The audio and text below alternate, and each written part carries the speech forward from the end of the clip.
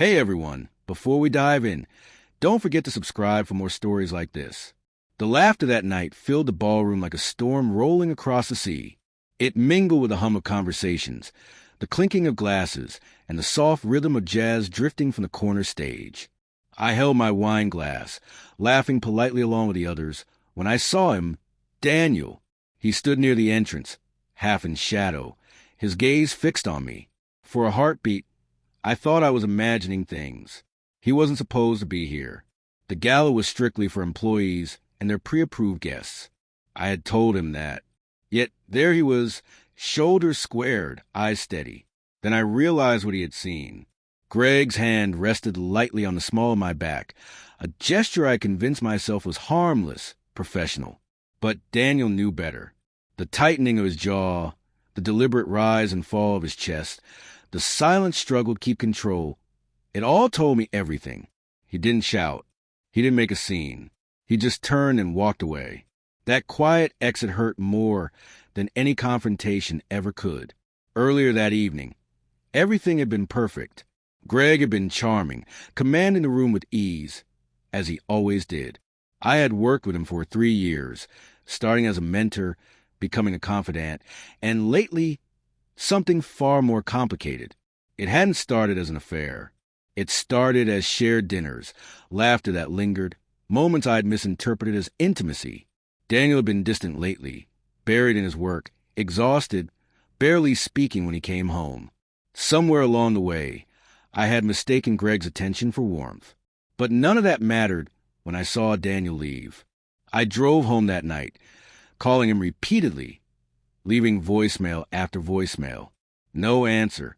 The house was dark, hollow, his truck gone. His shoes were missing from the hallway.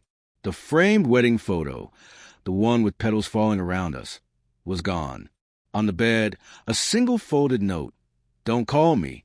No anger, no accusations. Just finality. I sank to the floor and cried until my throat ached. 3 days passed. No word. I called his sister, his best friend, even his manager.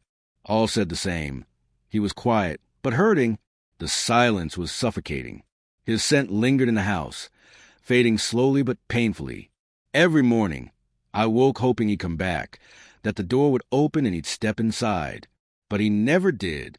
That's when I understood the kind of man Daniel was. The kind who doesn't explode when betrayed, the kind who leaves silently and never looks back. On the 4th day, Greg showed up at my door, uneasy, hands shoved into his pockets. I just wanted to check on you. Are you okay? He asked softly.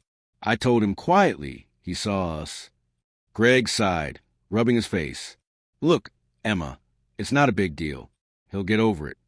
I almost laughed. You don't know him. He's not coming back. When Greg reached for my hand, I pulled away. Whatever warmth I had once felt had turned to disgust. Please leave, I said. You've done enough.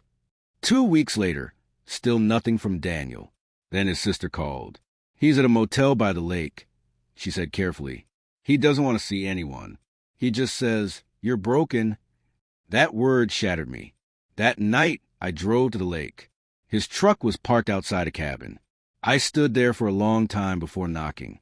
When he opened the door, I barely recognized him. Unshaven, eyes red, drained. But it wasn't anger that frightened me. It was emptiness. What are you doing here? His voice was low, rough.